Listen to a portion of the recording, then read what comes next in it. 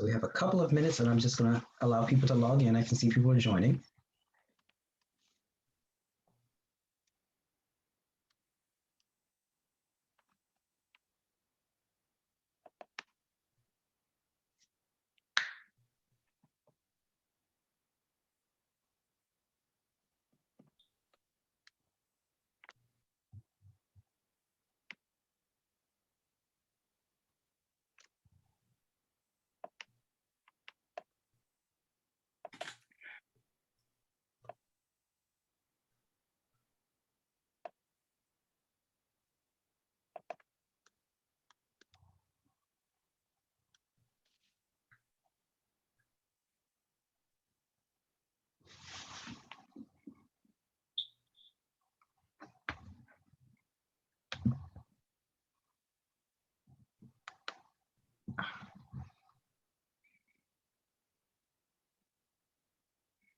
All right, I am in.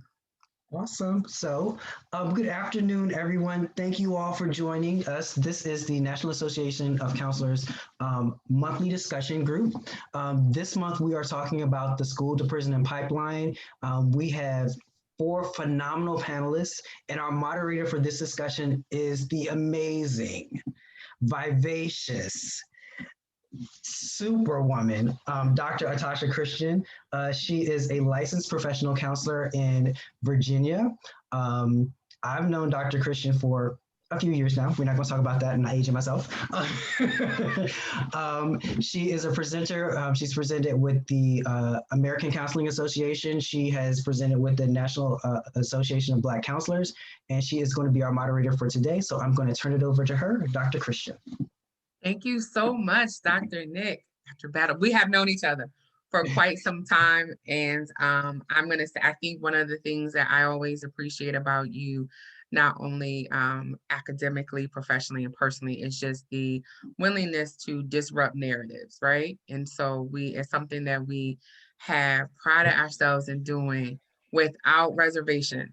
And I think that our field has moved and is continuing to move in a space where we are disrupting narratives and we are challenging not necessarily just what we've been taught, because what we've been taught isn't wrong, but how we apply that to communities that it was never intended to be given to.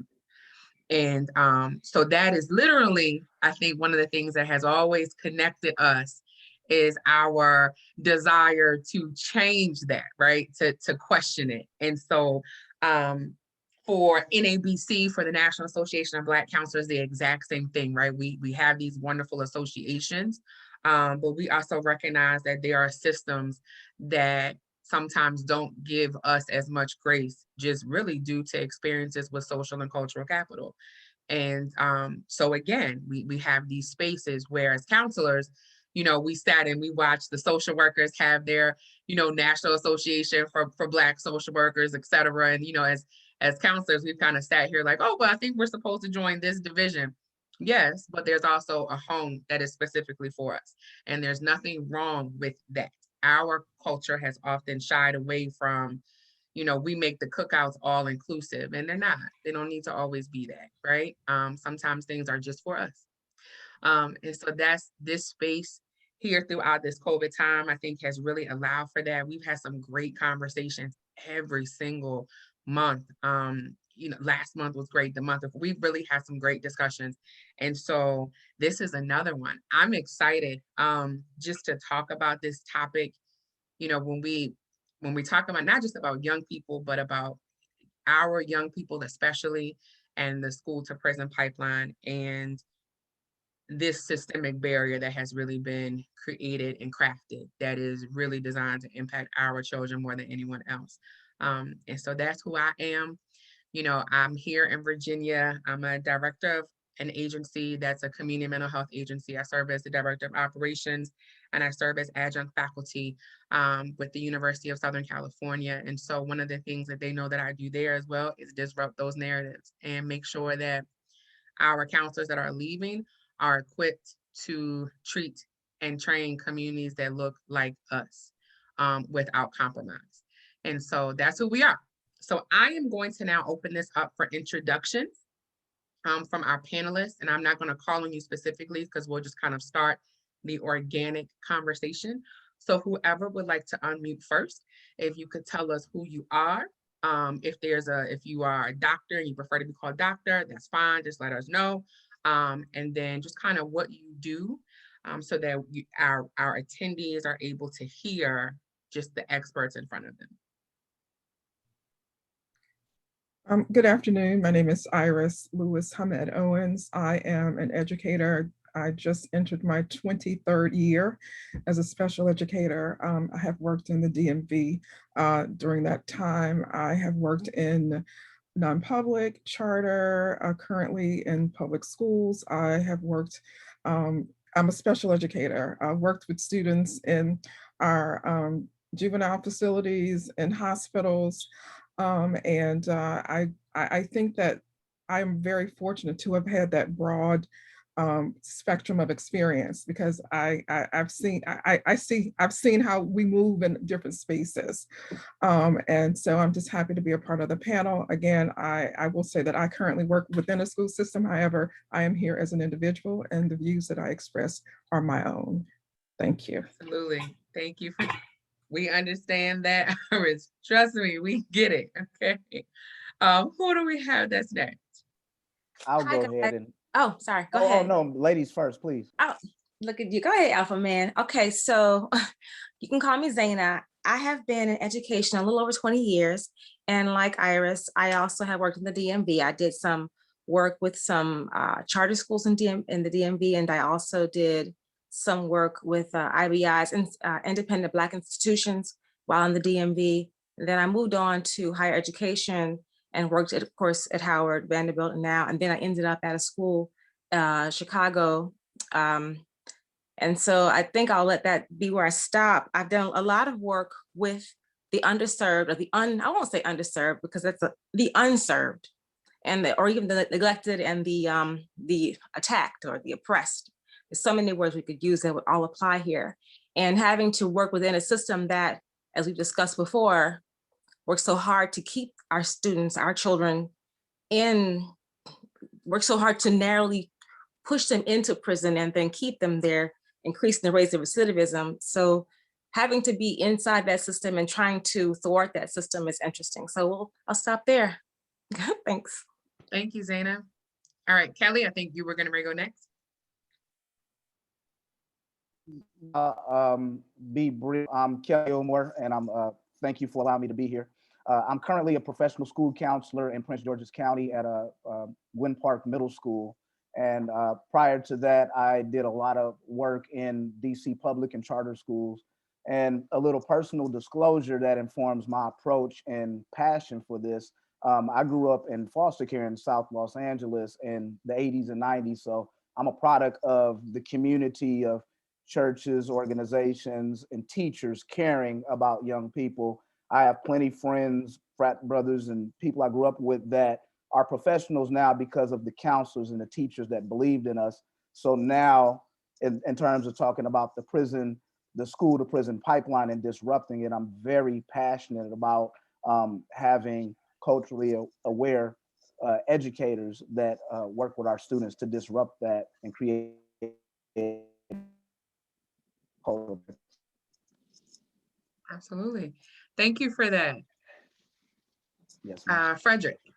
Hey, thank you. I'm Fredrick Willis. I'm originally from South Carolina and have taught and worked throughout the East Coast in South Carolina, North Carolina, the DMV as well. My current focus is college and career readiness, having worked in public, charter, and private schools, focusing now on how we support students and kids and making sure that they have opportunities to get them ready for school and post-secondary options, be those careers or college, and how to make sure that they have success while they're there. So I'm eager for the opportunity to speak. Thank you. So we are on with 4 clearly accomplished educators and school counselors, because this is really the start of the school to prison pipeline, right? That is really the predictor. I remember reading an article several years ago that was kind of talking about how at the time when private prisons were really beginning to fall under some scrutiny, that, you know, private prisons would go throughout some sort of kind of areas, underdeveloped areas, and really begin to look at how many elementary schools were there, you know. And so when they could kind of look at how many elementary schools were there, especially that third grade, you know, when you start to look at testing, you know, when they would be able to pull, because those numbers are public, you know, we know that. And so when they could pull those numbers for those lower performing schools, you know, they would really, really cater to some areas in that area to try and build those private prisons, because, you know, forecasting was, well, by the time we've built this prison and kind of worked through all the growing pains of the private prison, we've got this generation that we anticipate becoming, unfortunately, residents of the Department of Corrections. You know, and I remember that being a very startling way to look at growth in strategic planning and the strategy associated with human capital, because that's really a part of what it is, right? And that the fact that we can look at a third grader's test score and then say, well, if 200 of them have scored under the national standard, let's anticipate 15 of those 200 coming into corrections. That's scary that there are people who actually have those conversations and have made billions of dollars off of that, right? So let's start by painting a picture and really defining what that school to prison pipeline means. Because we hear the conversation a lot, but a lot of times, and I know I'm guilty of it, a lot of times when we're talking to communities, et cetera, we use the term, but don't necessarily define it. So can anyone paint a picture for us of what that term actually means and looks like? I'll take the first shot and ask everyone to just kind of piggyback, and I'll be really brief. Looking at the ACLU's website, they talk about zero tolerance policies, and we've all seen that in terms of criminalizing youth behavior.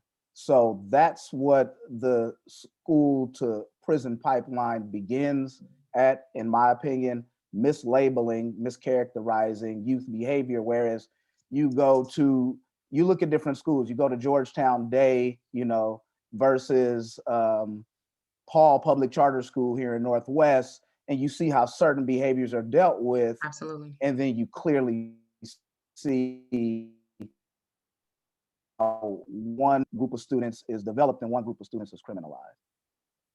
Absolutely. Thank you for that. Anyone else?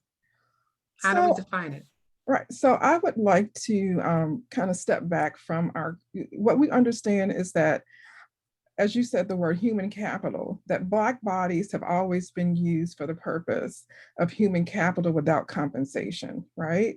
The school to prison pipeline, the funneling of students of color into a system whereby their labor will be able to be excised for free.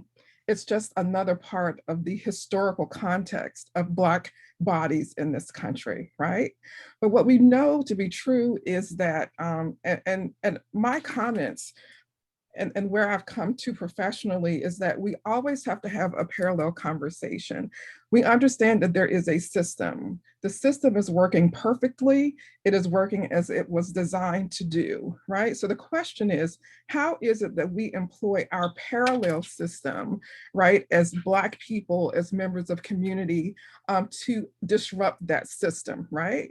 So what we know about young people who are incarcerated, we know, number one, that as you said, by third grade, those ELA and math assessments, that they are performing below what is expected, right? So the question is, how does that happen? And how do we as communities begin to eliminate that as a marker, right, for whether our students can achieve or not? How do we disrupt that parallelly and say, what do we do to make sure that by the time our kids, it doesn't matter, you know, your socioeconomic level, what part of town that you grow up in, how do we employ our community resources to ensure that students are not, do not meet, because once they get to the third grade, and we know those of us who are educators, if you can't read, you know, before third grade, your reading is context embedded. You got pictures in it. You can guess, you can figure out what the story is if you look at the pictures. Once you get past third grade, if you don't know how to read, if you don't know how,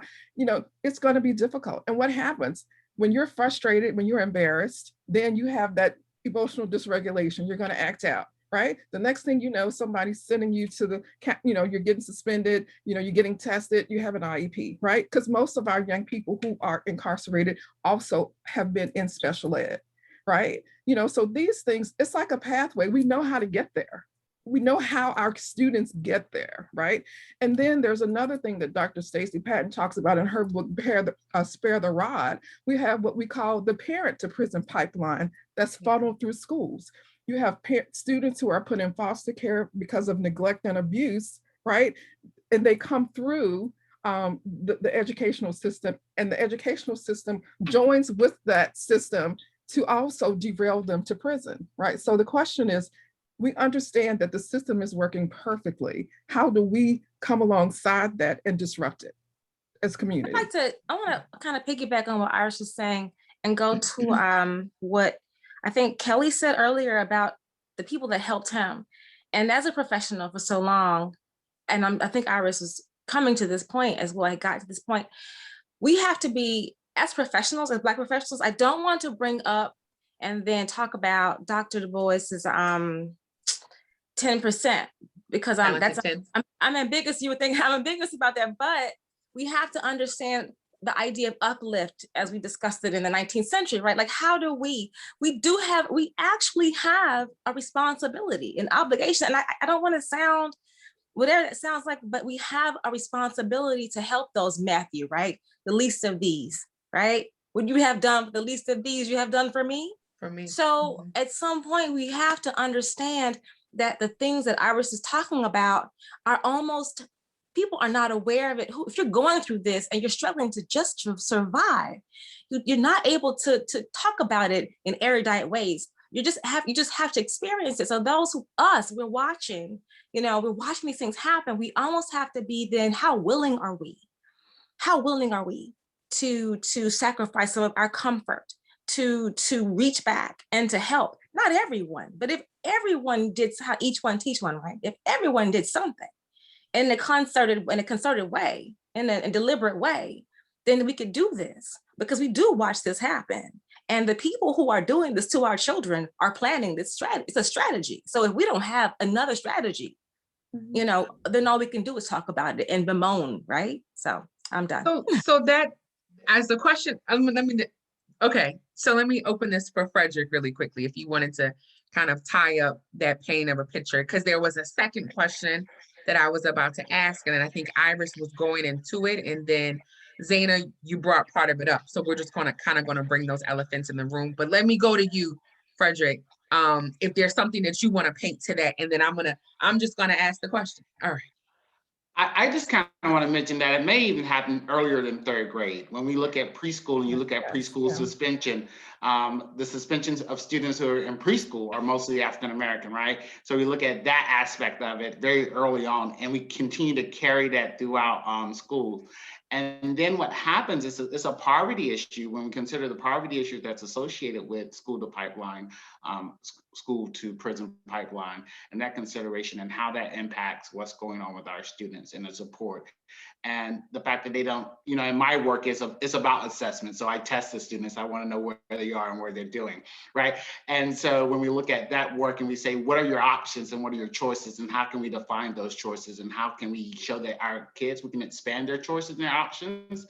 I think that's one of the more important things about how do we break that cycle? How does we disrupt the current environment? Because we have to also admit that it's some of us who are also supporting this process. And how do we make sure and have that conversation with each other? And absolutely, right? So that's a part of what I was thinking about. So one of my questions after we kind of painted a picture of it, and I was thinking about this in preparation for this, right? So I'm a mental health counselor. I've done community mental health in Central Virginia this is like year 16. And I remember having a young person that I worked with, one of my very first clients. And, life was, to her, life had kind of been written out for her, right? And then I remember doing consulting work in a women's prison and seeing her, right? And being impacted by seeing someone who I'd worked with as a child. Not like, oh gosh, I feel so old, but gosh, this, and I remember her feeling and saying to me, well, I told you that this is kind of how it was going to be, right?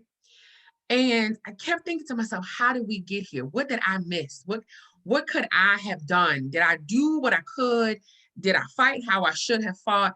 Did I, when we had family sessions, and my mind is going back to 2005, 2006, right? Like when we had that family session and I felt like maybe you didn't need to be at the house with your mom, maybe you should have gone with your grandma. Should I have pushed that more, right? And again, this is one person, but seeing her, and seeing her go by a number, right? Not by her name, was heavy for me. She's not the only person who I've had to come in contact with that. But it's one thing when you're getting a caseload and I'm supposed to come in here and train a group of individuals who are preparing to return to society. And and I will say that she was so proud of me. That is the reality. She was like, Miss Atasha. And I said, and I looked at her and she was proud. And I am thinking to myself, I was always the professional in your life. This was supposed to be the other way. I'm happy that you're proud of me. Make no mistake. And I get why you're proud of me. And so Zaina, you brought up a good topic when you talked about that concept of the talented 10th, right? And, we've veered away from that because we viewed it as divisive as a people, right? We've taken it to mean class system, and yes, to a degree it is, and who are kind of your most educated in this group, but what was the responsibility of the talented 10th? And I think that's sometimes where there's a struggle in our community, is that when we say, for the talented 10th, here's the role. I think the 90% sometimes feel like, well, now you think you're better than me. No. That's not what's supposed to be said. What we're saying is that these people who we deemed as the most educated, so in essence, become the most powerful, the ability to make the most decisions, have to take that power, that education, and shift that into advocacy for that 90%. And there's been a disconnect there, and we veered from that has almost become, well, everyone fend for themselves. Yeah. And so let me ask you all then, and Iris was going there too with a little bit, as Black people, especially as Black professionals, how did we aid in getting us here? Ooh. So, if we did, and it could be that we didn't, but if we did. So one of the things that W.B. Du Bois, in his later years, when he went back to revisit the concept of the talented 10th, what he said was that he assumed that those individuals would be people who were for the race. Yes. Right. But what happened is people took that opportunity of self-expansion and development to really focus on themselves and not on the community as he had originally taught or thought. So he added that caveat in his later years, in the later writings that he did on to say that we are looking for people of the race, right? Who want to advance the race. And in many years past, you had race men and race women. That's what we're looking for, race men and race women. And how I've evolved my conversation on this concept of the talented 10th is that I believe that in every community, there is a talented 10th. Mm-hmm. In every community, there are people who have information and influence that those of us who walk in with all of our degrees would never be able to tap, right? So the question is, how do we partner? How do we take our talented 10th our definition of talented 10th and partner with our communities, right? Not coming in as I'm the expert on what's going on in your neighborhood and in your family, but I have expertise, right? The 4 levers of power: information, knowledge, money, and connections. We all have some. This is what I bring. What do you bring? Let's come together and transform your community. And I think that is what Talented 10th 2.0 or 4.0 or 2021. 2021, right? That's what the Talented 10th 2021 is going to have to look like to transform communities. Can I, oh, go ahead, Kelly. Well, no, go ahead. Go ahead. I'll come right after you. Are you sure? Yeah, Okay, yeah. I mean, well, I want to hop As a with- people, we're so expressive. We're like, you sure? Yeah, Right. you got it. You got it, sister. Okay, brother. Right. It's all I the wish love, life all was the like black, all this the- I'm after. here for Black love. I'm here for Black love. Quickly, I'll say, Iris, yes, the people and the communities, and that's part of our own blindness as so-called educated. We get these degrees, and I'm sorry, we get these degrees and we forget. Many of us maybe never knew. We forget exactly where we came from, and that's a lot. We say that, but it's a real thing.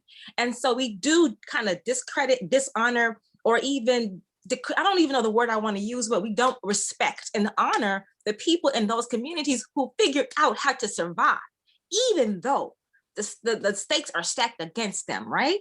So we come in, I got all the books, I read all the books, I know all the things, let me help you, you poor Black person, you poor Black child. No, no, no, no. How can you say the partnership is important? Also, I think, Iris, we need to find those among us who are humble enough, and I mean that, to understand what you just said. And Kelly, it's on you, bro. Indeed, dear sister. Like we were discussing before, I look at everything through a historical lens, and I like to look at, again, a lot of us are products of HBCUs and divine and Howard University and other schools that were built right after slavery. Look at what Black people did right after slavery. Look at the founders of our organizations. I was amazed when I found out that some of my founders had sat at the table with Frederick Douglass. Their fathers and grandparents had actually physically fought for freedom and instilled in them, you come from a great African past, and your mission is to break the chains of slavery. That was the original mission of Black people that left the slave fields. And again, my personal history informs this. Growing up in foster care, Mom and Dad Delaney, if you guys have read Warmth of Other Suns, my foster parents migrated from Jackson, Mississippi. They didn't have physical children. They dedicated their lives to raising other people's children, which is why I got a healthy home to a degree in the midst of South Central mass, right? So again, the talented 10th, we have to interrogate that idea. In my opinion, from my vantage point, I come from a background in which getting a degree, if you have a degree and you're a Black person in America, if you have wealth, if you have entrepreneurship, you owe it to your ancestors. From that African-centered perspective, you owe it to the people that you come from to give back. That's what we had pre-segregation integration. When you look at Warmth of Other Suns and other books that talk about the janitor was next door to the doctor, next door to the teacher, and the community held you accountable. Even when I was a child, before Dad Delaney died, when I got home, Kelly, what was you doing? And if I lied, he had a friend, someone was the all-seeing eye that got the word back. Absolutely. So those aren't ancient stories. So the community has, I'm a product of, it takes a village to raise a child. We've got to reconstitute the village. Absolutely. I hope I didn't stay on my soapbox too long. You're fine. Fredrick, I saw you unmuted. Oh, forgot why I unmuted. I was listening. I kind of want to say one of the issues that we're losing those villages. We're moving out of communities. We're no longer associating in the same way that we associated, particularly around that time. Not only that, we're also basing our decisions and the issues around policies and practices that are not centered for our lives. And that is impacting why this is happening more and more to our communities, because we're following the guidelines that was set by someone else. to do the work to our community. We're doing the work for them by implementing their rules, by suspending students, by not working with clients. You know, we're implementing their same policies for them based upon the rules that they've met to further hurt our community. If I may, I was having a conversation with a young man who is an African-American principal in a school system in the inner city. And we were all sitting around having a conversation about, you know, there's something happened, you know, at school and, you know, with the kids. And so one person looked at him and said, so what did you do? You know, children were being treated unfairly, you know, this, and she said, well, what did you do? And he said, well, I didn't do anything. He said, you know, I have a house, I have a mortgage to pay. You know, I have a car note to pay for. You know, I can't do that, right? You know, I can't disrupt. You know, I obviously acknowledge and recognize what's happening, but I'm not in a position to disrupt. So I think that the question becomes, how do we put ourselves in a position to be disruptors, right? You know, how do we live in a way that allows us to be free, either economically, professionally? How do we do that? That can put us in a position to be disruptors, you know, because I think that, you know, if you look at it and say, I have more to lose than to gain, you know, I don't get that. But if you do, then it's problematic, you know, and there are many of us Black professionals in positions in education who feel like we have too much to lose to appropriately advocate for the students that we're supposed to be serving. Right. Yeah. And I'm sorry, let me make sure I do this for housekeeping. For those who are attending, if you have a question or a comment, please go ahead and you can start putting that in the chat. If you want to send it to me directly so that I can ask it for you. I realize I don't think I said that to start. So please go ahead and start to do that now. Zaina, I see you unmuted. I did unmute. Let me gather my thoughts. Let me regather my thoughts right quick. Because Sure.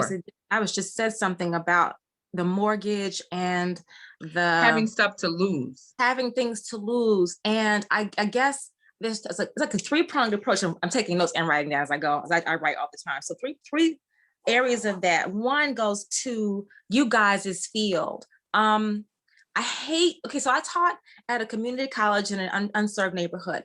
For my population of unserved students, every single student had either been in jail, prison. Every single student. I never had a student that didn't have an ankle bracelet on his ankle, the restraint on his ankle. They had to be home. They had been in jail. I had lovely gang members, and I love the thugs the most. They're my favorite, right? Because they're the cleverest. Those are our warriors, and we forget that. Those are our warriors, right? And we have to talk about what Iris said, what we have to lose. And I think that goes then, I'm going to skip now to what Nick does, I think, somewhat in HR, right? You work a little bit in HR, if I remember correctly. We don't think about who we hire. When we look at we read, we have a list of questions, which come from where, you know, we interview people for jobs. We ask a series of questions, but we haven't asked the right questions. And then because you guys are trained in this, I know in deception, you know, you can tell when somebody's not telling the truth or when someone is hesitating over an answer. Like, what do you think about so-and-so? And race is kind of somebody who's more racist or who's misogynist or who's more classist oriented. It's going to have a certain response. I think if we kind of build into our hiring practices, so some of those people who say things like Iris said, well, I have so much to lose. If you come into a situation where you're dealing with unserved and you prioritize yourself, your needs and wants, which is natural to an extent, I get that. But if you don't associate yourself as part of a group, so that if you decide that I am because I am versus I am because we are, then you can't serve this community aptly. You can't be of service if you're really just self-serving. And I think I was going 3, I'm gonna stop at 2. And I think that one of the things that we're talking about, I know I can say this for Dr. Nick as well, and then I know Dr. Barner's on the call, just for you know, one of the things that, you know, we walk a fine line, right? Until the academy welcomes you in, right? And then that academy welcomes you in and you're like, oh, it's all systems go now, unless you're trying to get tenured, stuff like that. But you know, you walk this line, and one of the things that I think I learned very early on in my master's program, because there were quite a few women of color who were faculty. Dr. Barner was one of them. Is I had to watch that, right? I had to watch the politics of education, without losing who I am, but I had to watch the politics so that I could actually get in the room, right? And so now, you know, people will say, gosh, she's really evolved. And I'm thinking, I probably haven't. I'm probably the same person, but you just gotcha. You know, you kind of, and so you kind of have this moment where you're like, whoo, I got you. You didn't know all this time. Because they, you know, people, I'm just gonna say it, this is Black people. So I'm gonna say sometimes white people will tend to think that they know that you're safe, right? You know, I am a part of an association that I know for a long time really viewed me as the safe Black person, right? She grew up in similar areas. She's okay with us eating this pimento cheese at every function. You know, there's nothing wrong with it, etc. Until finally I said, and this was absolute strategy, because I'm at the table now, and I say, so when are we going to talk about not having any more conferences at places where my people served as slaves? And everyone's like, well, what do you mean? And so I'm glad you asked.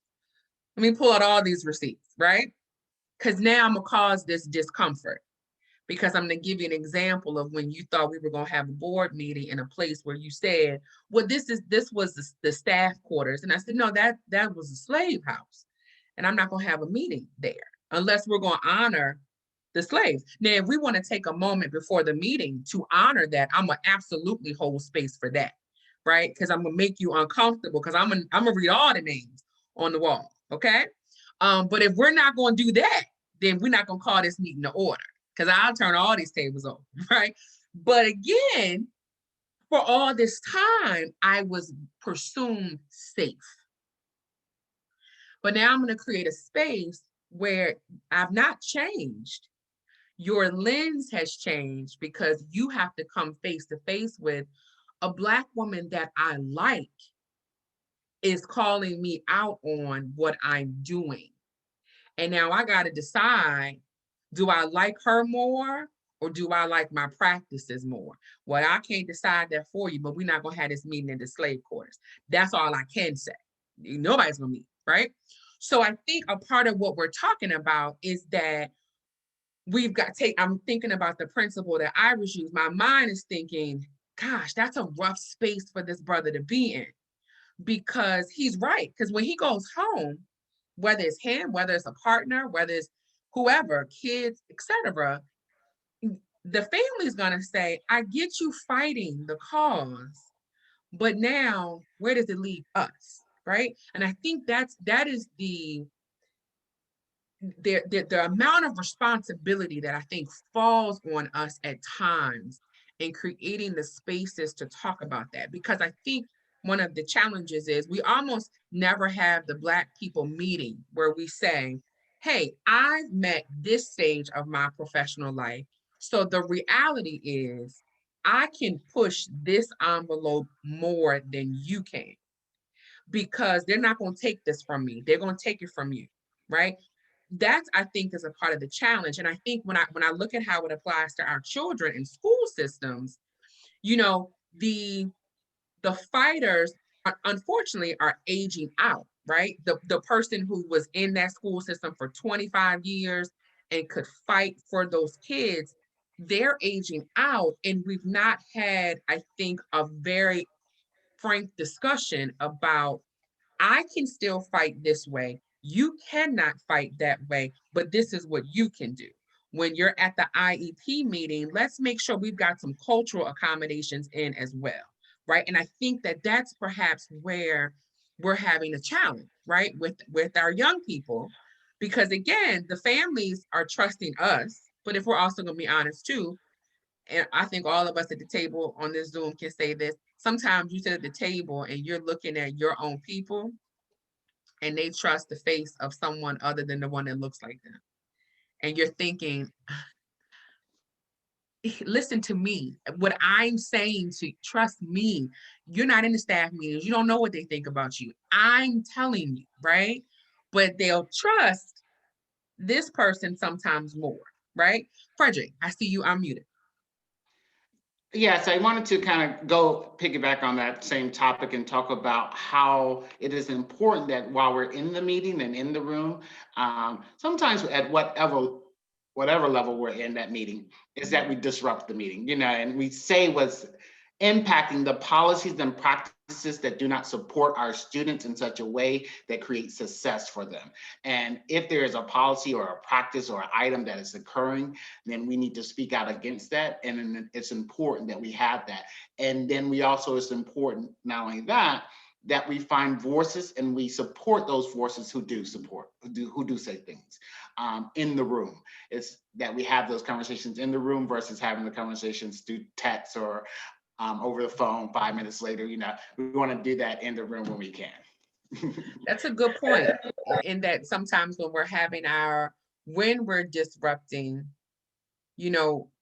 going to a person's office afterwards, that I don't want to say the damage has been done, but that signature has been signed, right? And so then you're like, okay, we'll come back in 3 years and we'll talk about it. And you're sitting here like, no, I'm not even going to be here in 3 years, right? It's just your thought process or you think about what adverse consequences does that child go through based upon waiting 3 years for something that, like you're saying, Fredrick, even if it creates a contentious meeting in that moment. And sometimes we paint a picture of contention, which is not contention.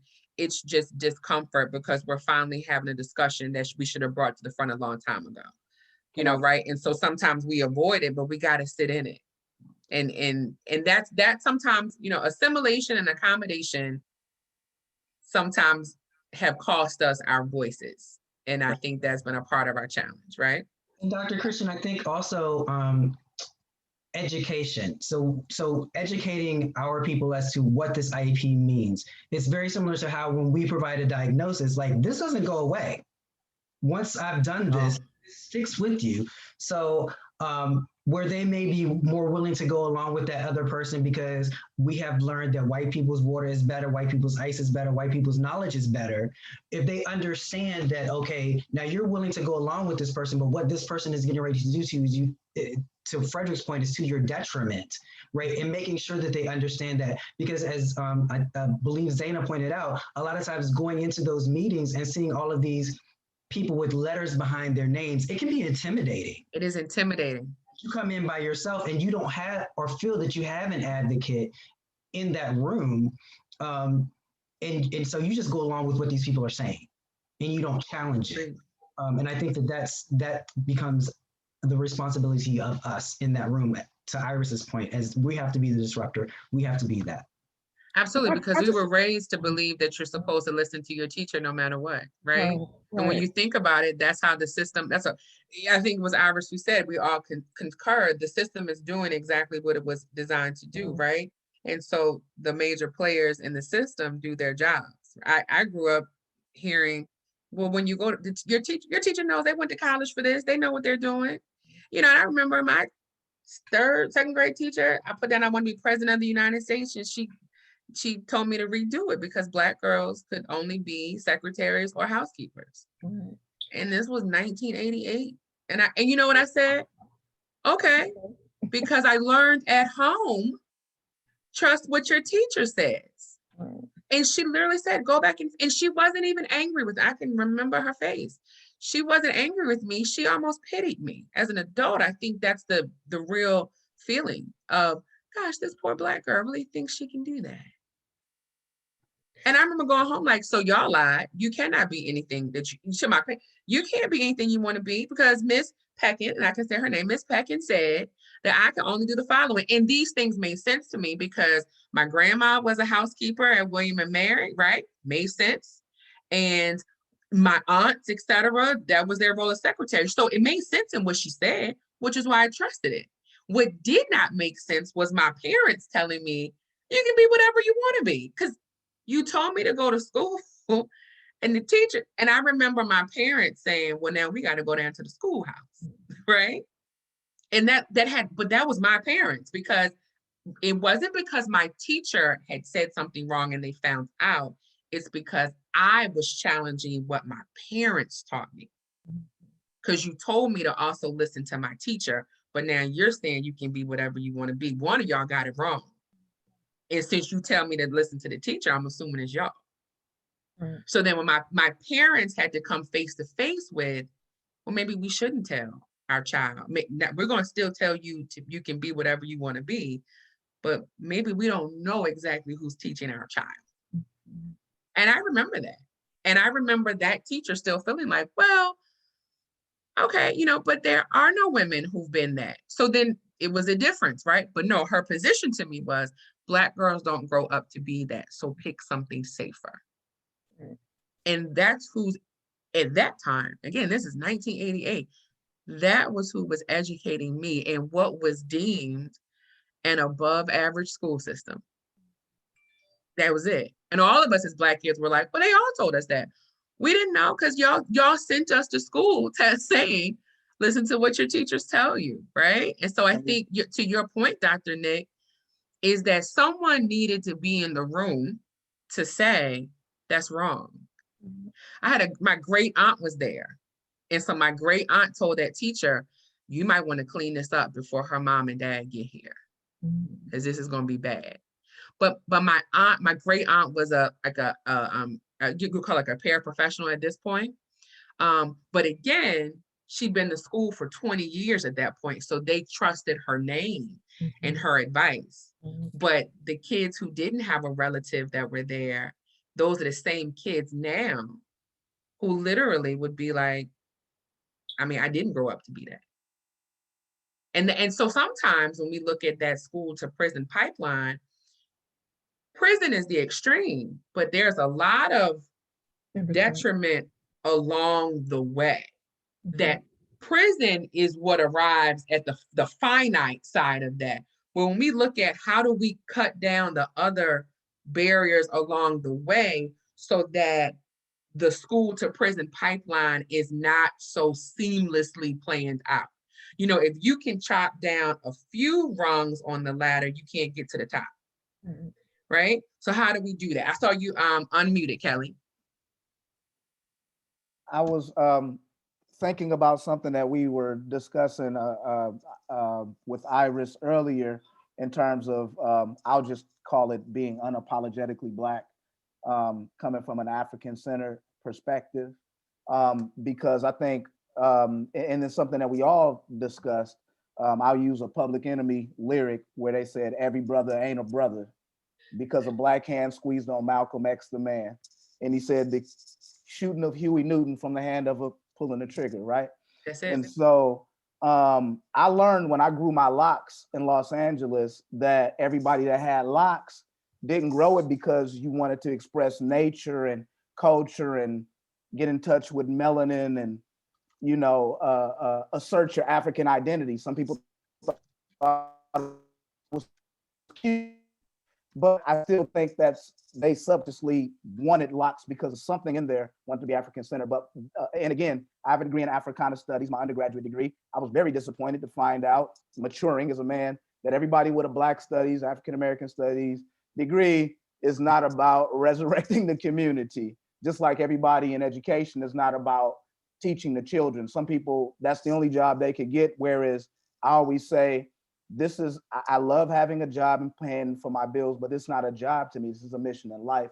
So I said all that to say, whether you're a disruptor, a policy changer or challenger, I think comes from your worldview and from how you were raised culturally in your community and in your programs and professionally, because some of us will do the Colin Kaepernick of, I will put my job on the line because my principles are more important.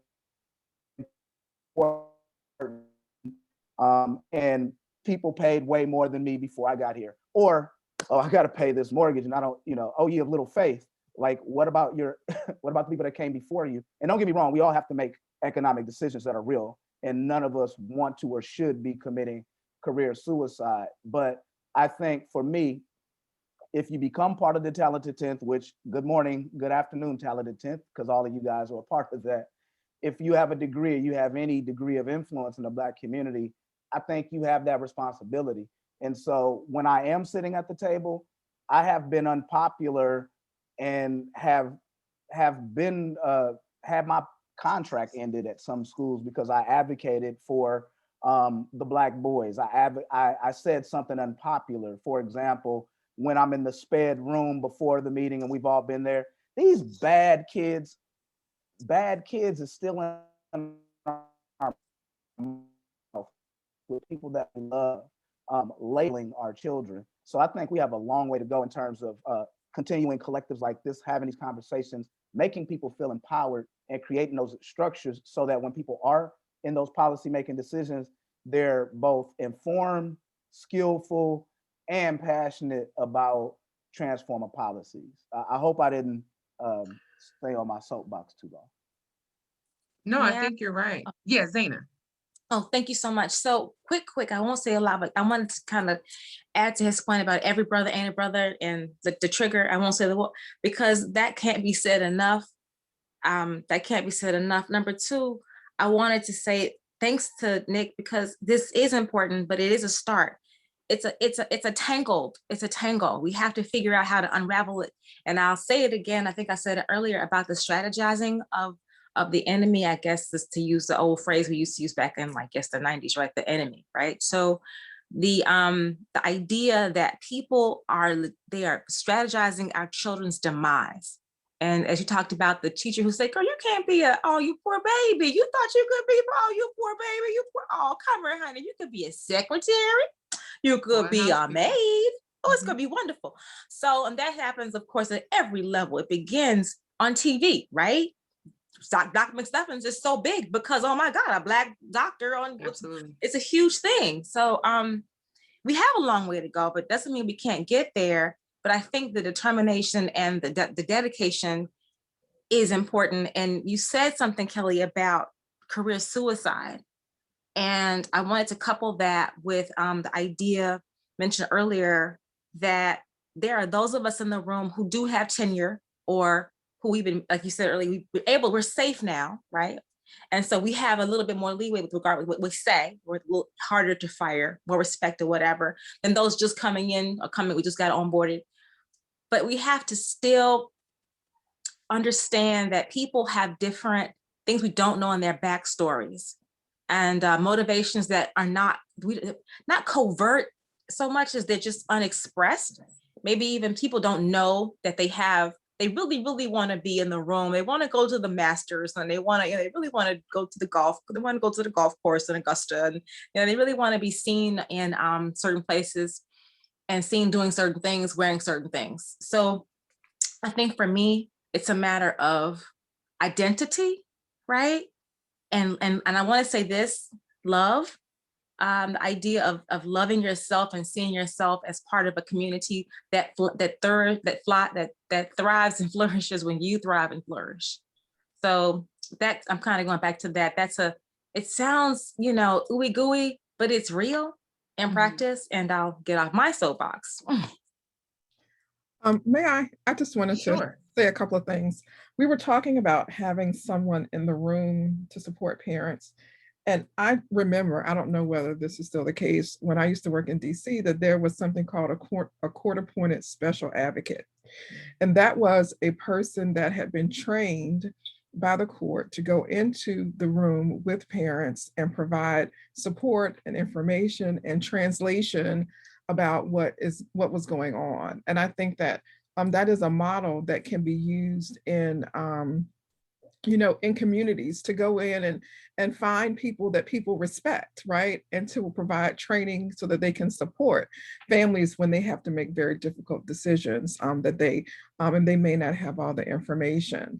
The other thing I want to lift up is that when we think about disruption and intervention, I think that many times we think of things that are drastic and extreme.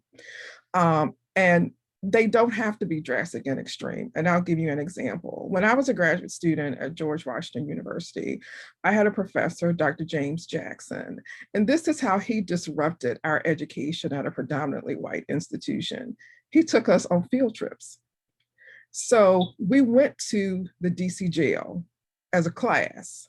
We went and walked the neighborhood in Northeast. We went to visit nonprofit organizations who were serving the kids that we were serving, to allow us to observe what the communities that our students lived in.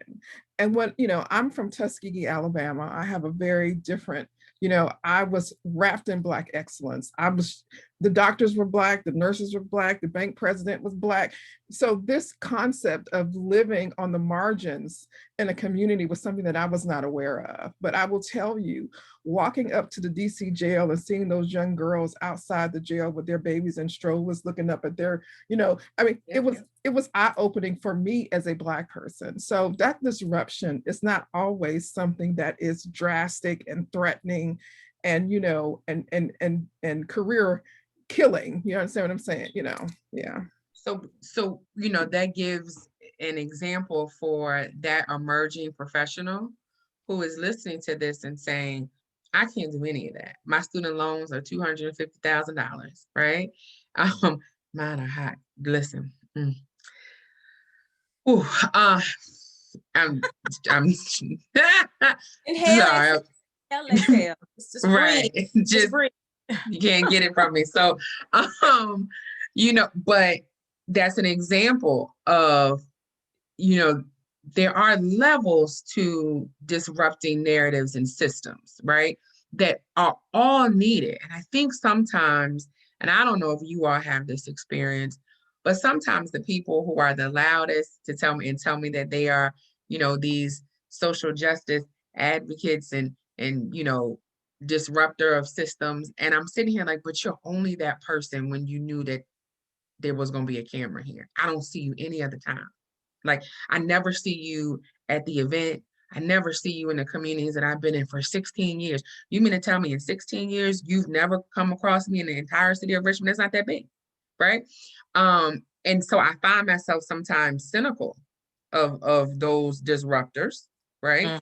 But I think to that point then, Iris, of being able to communicate to that talented 10 and recognizing, and I am so proud that as a people, we have become more inclusive of what that talented 10th looks like, right? That I think as we're working to rebuild our communities and take them back, we're getting that you really need people of all walks to make the community that we claim we want to work. You cannot call me if you say, hey, I need this done in my house. I'm gonna say, let me call my uncle. I don't know, right? I cannot help you with that. There is a limit, and our community will tend to think you become this doctor so you can answer all the questions. And you're like, no, this is outside of my scope. I have no other way to assist you with this. I'm gonna learn the same way that you will learn. So you brought up something about the court appointed, the CASA reps, right? Which are great reps. Here's where our system needs the overhaul or needs the disruption, because for so many of them, you got to complete a background check, right? So we lose the culture broker in that community because you got to complete a background check. And you're sitting here like, well, what does the background check, excluding like crimes against children? Then these are some of the things that you can't do, right? But so you mean to tell me if you have an assault charge, it's not against a child, but you have an assault charge and you served your time, you might not, and it's a free position, you're not paid, there's no salary, but the background check, right? You think about even more barriers that are put in place that stop someone from volunteering in that community and sitting down with that child and that child's family to say, hey, here's some of the things that you should ask for in the accommodations, or say, did you read it and see that you have the following accommodations? Let's make sure you use them. The background check, right, automatically serves as a barrier, or the fact that you got to go to court. It's trauma. If the last time I went to court and I went to jail, I probably don't want to go to court again. Right? Though the system is doing what it was designed to do, which is to make it even harder for us to disrupt it, right? Because I'm thinking about the CASA reps, and I remember I have served as a CASA rep and been like, I don't know why I'm really doing this background check. And I remember thinking it like, but y'all had me do it. Like I did this one as a professional, so can't you just take the same record? But in my mind now, when you brought it up, I'm thinking, there's 5 people I know who will be great in that role, but I know can't clear the background check, or because I don't know what the barrier crimes are, I don't even want to set you up to be disappointed. So that takes us to a question that was posed. And yes, let's see, student loans. Another barrier. Breathing. Right, it's another barrier for us, just saying. So here's the question that was posed. How do we define prison? Because there are a lot of our people who are living in prisons without walls. So again, when we look at that school to prison pipeline, a lot of times, and that's why I really, we really work to paint that picture, we automatically assume kid, school, and then jail or prison, right? Not really. There are a lot of other steps along that way that lead to that finite kind of catch-all part of prison. So how do we define what the other prisons look like along the continuum, starting with education and then moving up? Fredrick. Can I say something? If somebody else raising their hand, I don't even know. I can't tell. It was Fredrick, and then I'll do you, Zaina. Oh, Fredrick, I'm sorry. I can't see everybody. Sorry. It's okay. You're fine. You're fine. Great. Before you said education, and I really wanted to go back to mental. Mm-hmm. And I wanted to go back to even your situation with your parents. Had your parents been more inclined to believe the teacher than you, or to believe in themselves less than they believe in the teacher, then that's a prison of sorts, right? And it's definitely a path. We have all these things we can follow. And then we have our communities themselves. What kind of resources are available in our communities? What kinds of resources are available in our schools? She talked about the CASA worker, but what if there isn't that person available? Because they're able to have one doesn't mean they will. Right? Or they'll trust that person, right? So the mental part, then we talked about, then of course, probation, right? And you have someone who, I'm going to skip ahead to my own situation, teaching in higher ed, underserved and unserved communities, because what you have then is a high rate of recidivism because of the things in the community. You send someone home who in certain states will owe the jail money, right? For their own care and keeping, if you call it care and keeping. So they owe the jail, prison, and somewhere in the $50,000s or $60,000s of dollars for having been there for however long. And then they owe the jail, they have no job. Can they vote? Can they be hired? Can they earn a living? Are they mentally prepared after being locked up for how many ever days, months, years, right? So there's all these kinds of prisons that are designed to keep them in a state of coming and going because it's serving the prison industrial complex, as it were. So I think that I'll stop there because I know Fred had wanted to say something. So that's enough for me, at least, right? I think you've identified 3 or 4 of those prisons, right? And the system is working. And when we sit in here talking about it, for every solution we have, like it's a solution for some. Right? So you got to bracket out what some can go to this solution, what some can go to the other solution. And it's just our culture that has to do that. Fredrick, sorry, that was a somber thought. Fredrick, I had a little burning thought. Yeah. So my thought is actually pretty much my foundation in education, is that the goal of education is to create options. For you to have options to choose your destination, to choose your life goals, to choose where you want to be, to choose your profession. And I think the moment you no longer have options, or you no longer can provide yourself with options or create options, you're in a prison. And so that prison can be a setup of poverty, it can be a location, it can be a family situation, it can be a mental state. All of those are options or ideas of prison, because you no longer have options to create, to disrupt your environment, to change your position. And so we provide education. And so the goal of education is to empower you and to empower you to do great things when we do it right. And so that's what I tell kids. And I say, you know, I used to be a math teacher. I still do teach math, adult math. Oh, I'm never going to use this in life. I never will see this. I never do this. I say, you're probably right. You know, you won't use this formula. I am a real math teacher. You won't use this really much at all. You know, there's systems that build it, but this education that we're providing you creates so many options so that you become a thinker and a mover and a shaker. So when you want to do something different or you want to make a different decision, now you understand the process of making that. And so when we no longer have options, we created prisons for individuals in different states. Great point. So you think about what prison looks like, the finite part of prison, you have no voice. Right? You don't decide when you get to eat. You can decide if you choose to go, but you don't decide when you get to eat. You don't get to decide when you sleep. You know, someone tells you it's lights out. You know, when we talk about, literally it said, if anyone's ever done a training in a prison, and I remember having to go through them to be a consultant, the statement is literally made. The concern is not that staff sleep with offenders. It's not the concern. As in, oh, it's a boundaries issue. The concern is it's technically assault because the offender has no rights, and so therefore they cannot consent, right? Literally, it's not about an assault. It is this person has no rights.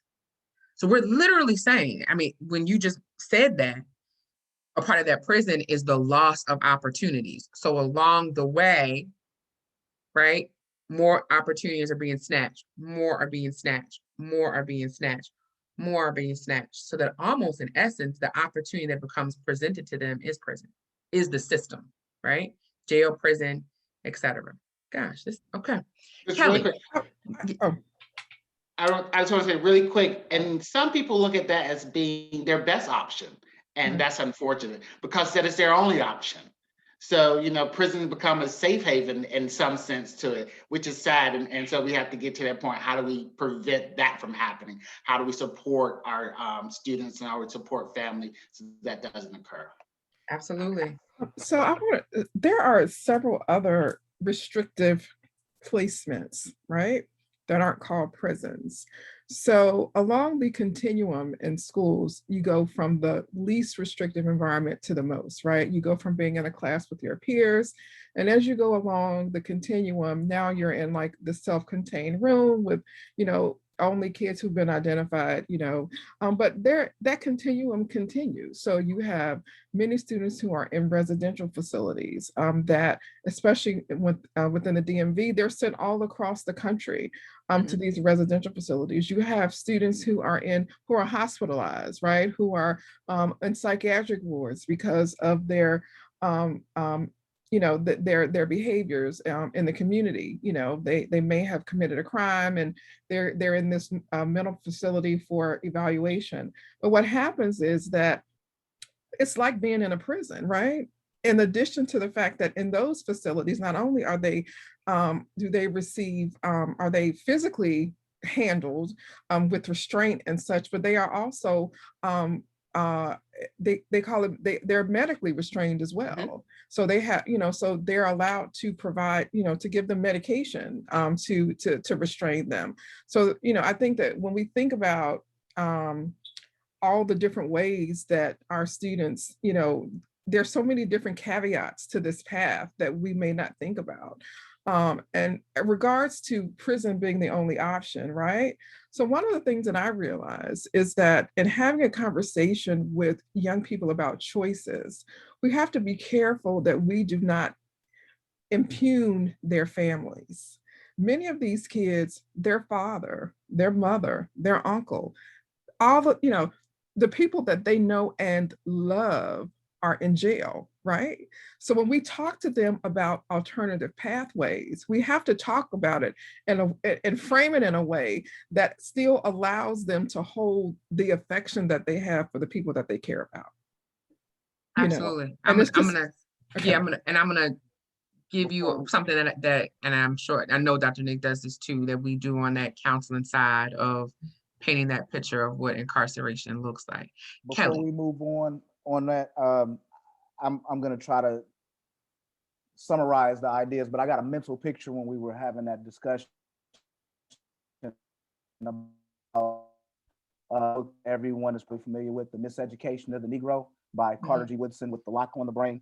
And he says in there that if a Black person is not properly trained to uplift their own people, if there is not a back door, that person will cut a back door out for themselves. And so the mental prison that we have is one thing to think about, but also going to Iris's conversation, I was thinking about just experiences in foster youth. Back in the 90s, when I left foster care, do you guys know, I have a certificate, and a lot of people do it, that says that you're an emancipated youth. They called us emancipated youth, and I remember that just shocked my conscience, like, wow, we're being emancipated from, and then though I had about as best foster parents as you could have, just think about students in foster care or in group homes. When I would go to my friends' houses, go into the refrigerator unrestricted, I would be like, because it was a different situation in my home. And so people are restricted in the homes that they live in, restricted experiences. So those are a lot of mental prisons and social prisons that oppressed people live in that are just reinforced by the school structures that we have. So that's all I had on just kind of conceptualizing the different levels of restriction that we have to break down and really acknowledge as Black professionals while we're in these spaces, because and I'll say this, we're going back to a hybrid model in PG County, and one of the conversations we're having with the parents that want their children to come back in, they're saying, wait, my child just have to sit in that room, and I'm having a hard time with the other leaders explaining to the parents, this is not what we like, this is for safety, but then we're questioning ourselves, are we reinforcing a model for safety as an excuse, or are we really being safe? That's a question we're all asking ourselves right now. And this new hybrid model that we're going into is going to create other barriers that we have to stay conscious of, because if we had barriers pre-COVID, then we're going to have these COVID-based barriers in addition to what we're already dealing with. Go ahead, sorry. Yes, Nick? I'll jump in and say something to what you said, Zaina, about when they go to prison and then they're coming back into the communities. So I can speak as a clinician, and when you ask, do they get the mental health that they need and they get prepared to come back? They do not. So therapists in a prison, it's not the same. My job would not be to work with the people that are going back. My job would be to support the severely mentally ill people that are in prison.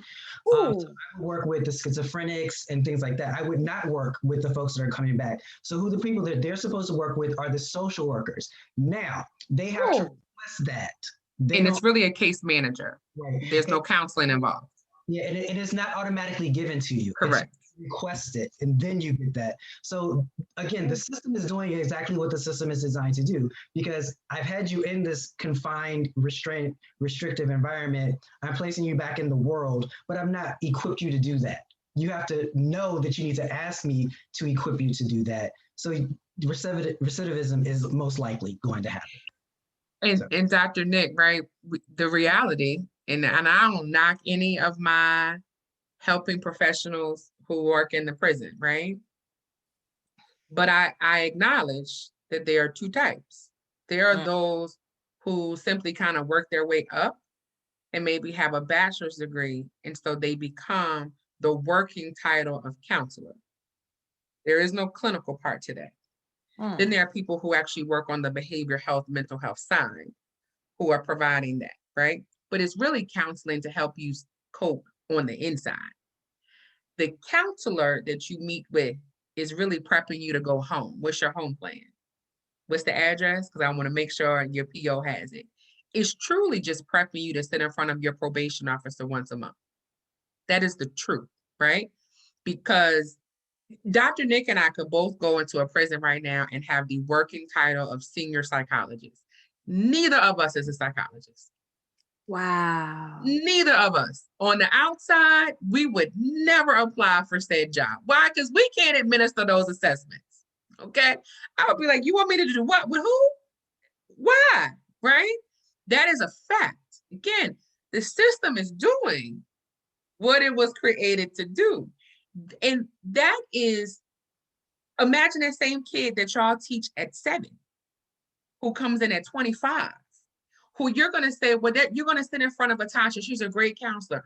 But I'm looking at that kid saying, literally, my whole job today is to ask you where you're going to go when you go home. Because the other part that they don't tell you, too, depends upon where you are, is that it would be great for me to be your counselor when you go home.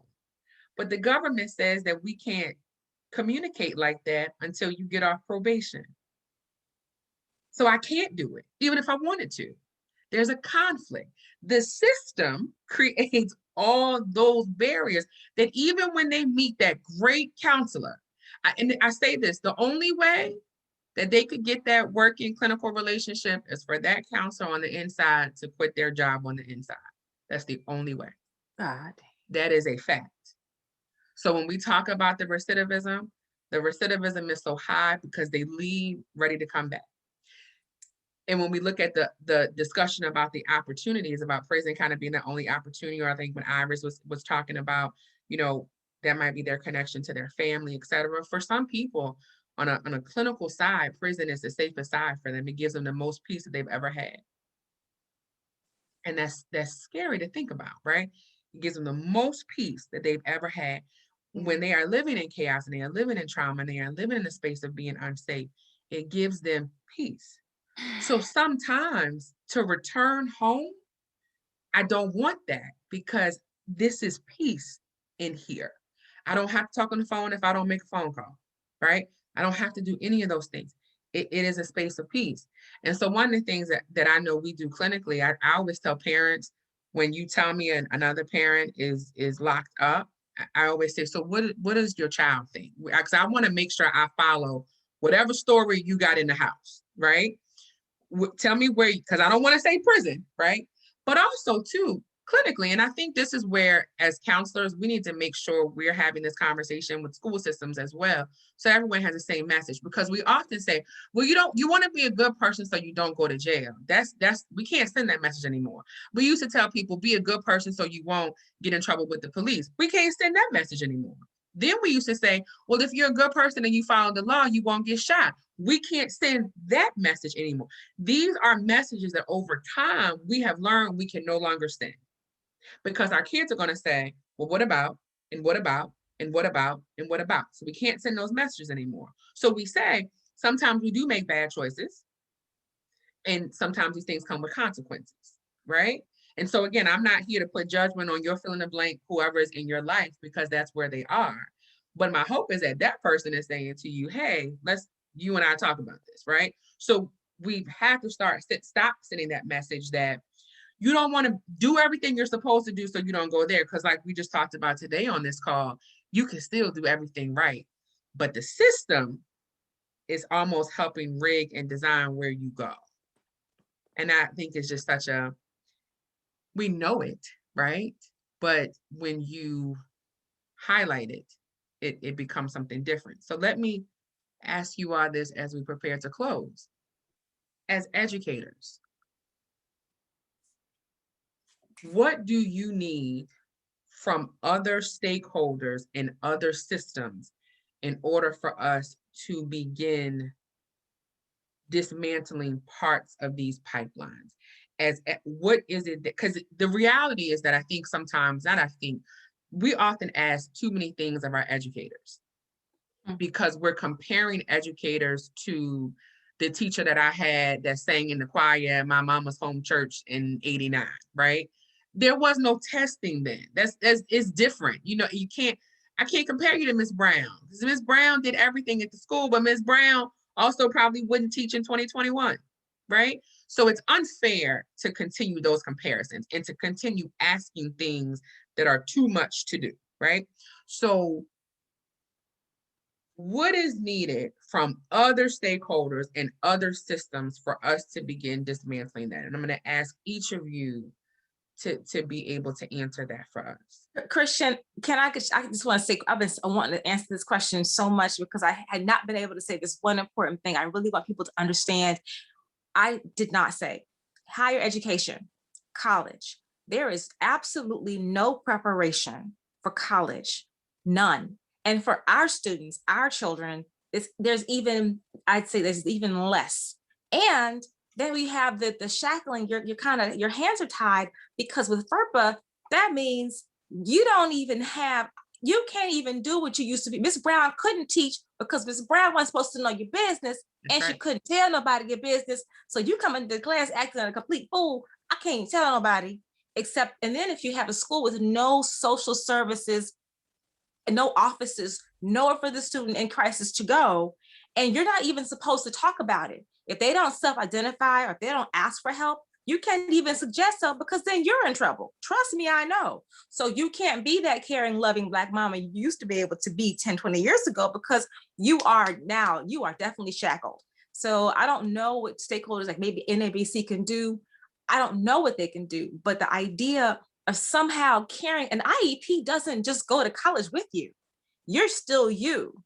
But unless you go somewhere and you start the process all over again of getting some kind of service, you're gonna be left behind just by default. So having said that, that troubles me the most about higher ed, is that we're not able to contribute to our kids' emotional well-being the way we once were able to. And I'll stop there.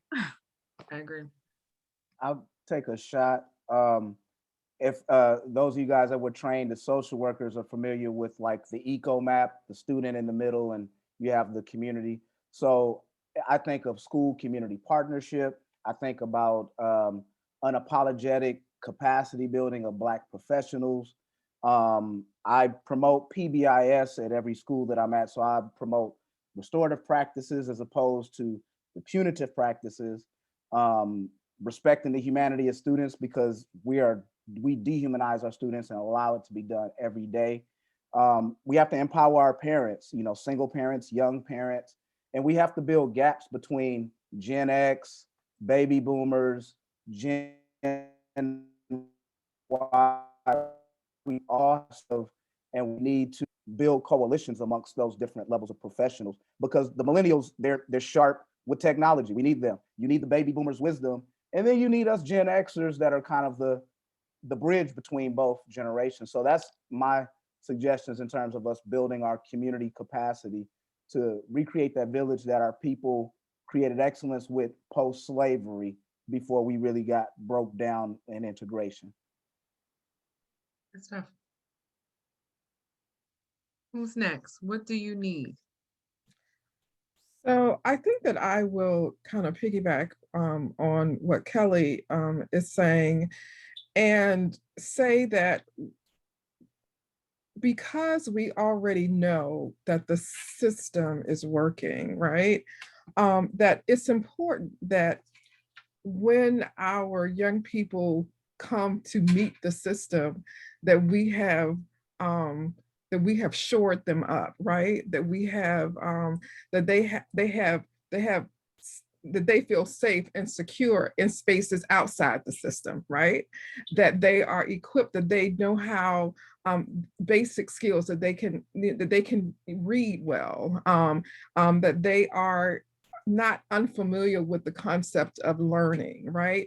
Those things that we can do parallel to their school experience, and that we really can try to promote reconnecting community, right? Because families, it's not necessarily a father, and a lot of, if you watch these documentaries that white people do about Black men who are in prison, inevitably they didn't have a family, they didn't have any love, they didn't have any male support until they got to prison. Right. And all of a sudden the coercive, freedomless, experience of being in prison has brought them everything they need. Now they can concentrate, they can read, they're going to school, they're doing everything that, regular kids do at home, outside of school, right? So the question is, how can we create community? And one of the things about, I think someone mentioned The Warmth of Other Suns, that book. What they talk about in that book is that you know, we always talk about D9, right? Because we're fortunate enough to have gone to college and we can be a member of a fraternity and a sorority. But they had Louisiana clubs, they had Alabama clubs, they had Georgia clubs, you know, like you have a knitting club, you have a sewing club. You know, we need to talk what other Christmas ways, Savings Club was a big one in my community. what other ways can we connect our communities together?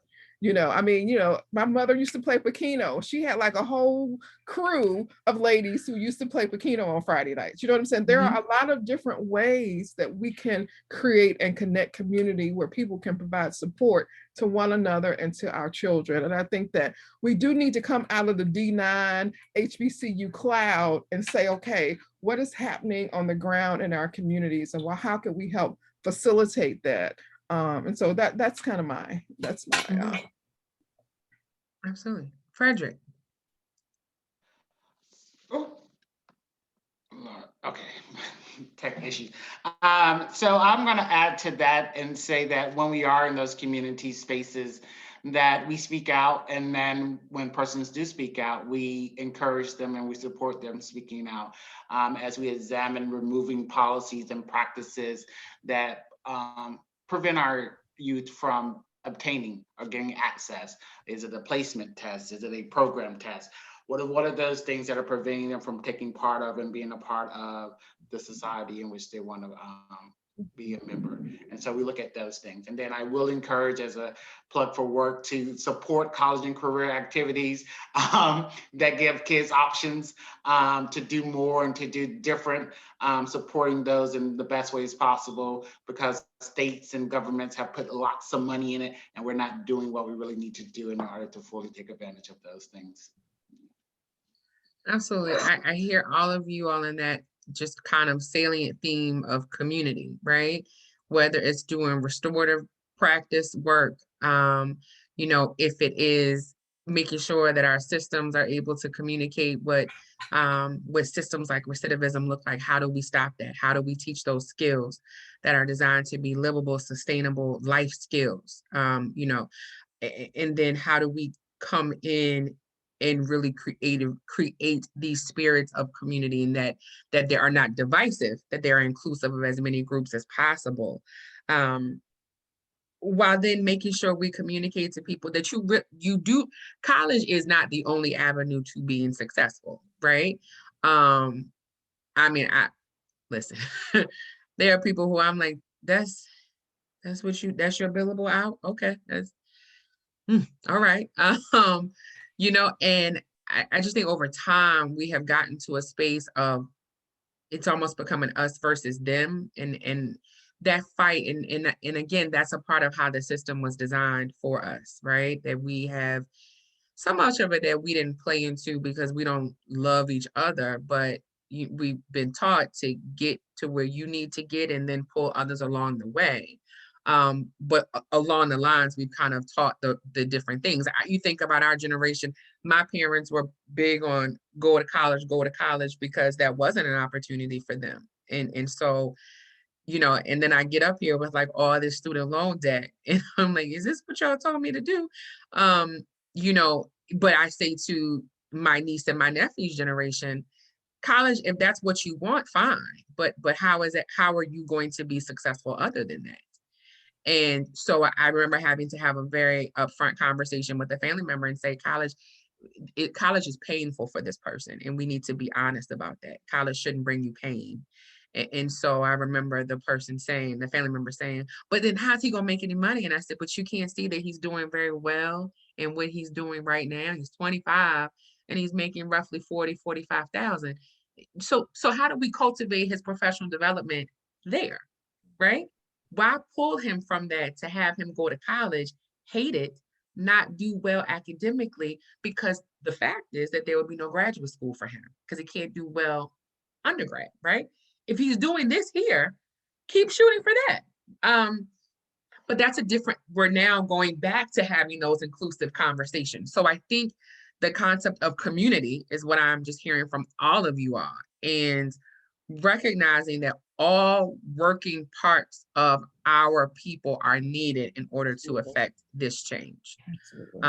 you know, and I think for us as the mental health, on the mental health side, you know, we have to push that. And I think that we often just kind of tell, I think, our families, our clients, et cetera, well, make sure you ask this at the school, you know, and I think we're going to just have to start getting permission from those cultural brokers inside the schools to find out what can we do to be successful. Or maybe we host the event in the community and invite the school personnel to attend. It's unfair to ask the school personnel to plan it as well, you know, so I think that's, if I'm hearing it, and I think one thing COVID is teaching us is that people do crave community and crave contact and need contact to survive.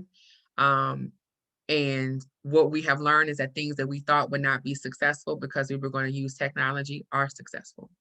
And so perhaps that's what we can do. And for everyone who doesn't have access to technology, we partner with things like religious faith-based organizations, you know, community centers, and say, can you just simply put it on the big screen, right? That's all we need you to do. Can they come here and just watch it? Because I think that's what our people did for so long beforehand. And we've lost a little bit of that, but I have faith that we're getting that back. These type of conversations, certainly we're on different areas, teaching in different schools, working in different disciplines, and all of us see how the system has worked. All of us see that we can literally pull one piece from that pipeline step by step.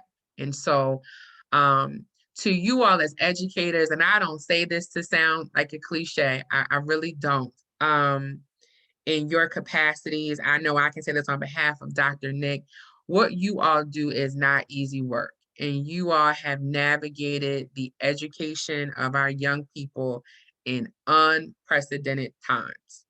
Our young people have gone for an entire year learning differently. We've had to teach differently. And they haven't learned as much emotionally. And you all are preparing to receive an entire group of students now or next school year who have gone without your emotional, physical presence for a year. So we hold space for you in that, because that's a lot on you all. And so we want you all to know we never take it lightly with our educators. We don't take it lightly that you all are here today to talk about this kind of conversation, and to be able to do it professionally, because we also recognize too that comes with a risk, right? And talking about the systems when we all work within it, right? And so we are thankful for all of you all for the work that you do. It is not easy. I hope now parents thank you more than maybe they have in the past. And that communities thank you more than maybe they have in the past. I have no children, but I have sat here with a 9-year-old cousin trying to teach fluency and I'm like, hold on, I gotta read it. Wait a minute, I don't know. And he's like, but you're a doctor. And I was like, yeah, but I don't know this, right? And so I'm sitting here going, hang on, let me get the Zoom straight, right? Having to teach that, right? And I tell people all the time, I don't know how to teach. That's a specialty, and we need to respect those who sit in that seat. And so I say that, I don't say it because I just got a newfound respect for teachers. I say I'm reminded of where my scope is, and it's not with a 9-year-old. But I'm thankful for all of you to teach our young people, to cultivate those opportunities, to prepare them to be the global citizens that they are. And again, we don't take it lightly. We hope that you are taking care of yourselves, that you're getting your rest, that you go where you are celebrated and appreciated. And so we want you all to know that we celebrate you, we appreciate you. It is not an easy task. You are teaching our children, which means you are teaching and equipping our communities, and we thank you all for that. Dr. Nick, I'm gonna turn it over to you. All right, thank you, Dr. Christian. I want to thank the panel. As I say every month, we don't bring no mess. It is Black excellence up in here. NABC is for us, by us. As we have said during this conversation, there are plenty of organizations, plenty of groups that we can participate in. but they're not run by us. They weren't created for us. They weren't created by us. And that's what NABC is. And it provides a space. And we do this every month. On the third Sunday of every month, we're having a discussion. What I have loved about the discussions is that community has been a recurring theme. If you've participated in our discussions, that it's coming up. And one of the things that we have talked about almost every month is the fact that, you know, we lost something with integration, and it's on us now to recapture that. What I will say is that going forward, because we have awesome conversations before the rest of you all come into the discussion group, going forward, I'm going to actually start recording and posting those conversations as well, so that you can hear some of what the panel of experts talk about before you join in the conversation. I want to thank each and every one of you. These people, these experts, they're giving of their time and their talent freely. There is no compensation for this. So what I want you to do, what NABC wants you to do, is continue this conversation. Take this to your communities, take this to your families, talk about it. Use some of the things and tools that they've given us in this conversation to try to help and make some of these positive changes. Thank you, Fredrick. Thank you, Kelly. Thank you, Iris. Thank you, Z. I really appreciate it. And thank you, Dr. Christian, for agreeing to moderate this. On behalf of NABC, I want you all to have a safe, enjoyable, and blessed Sunday, and I will see you all next month. Bye. Be safe, everyone. Thank you all for all you do. And go buy supplies for these teachers when they go back. We sick of it. You complain, buy some stuff for 5 classrooms. I have no children. I'm gonna buy for all my teacher friends because, whew, thank you all so much. Bye.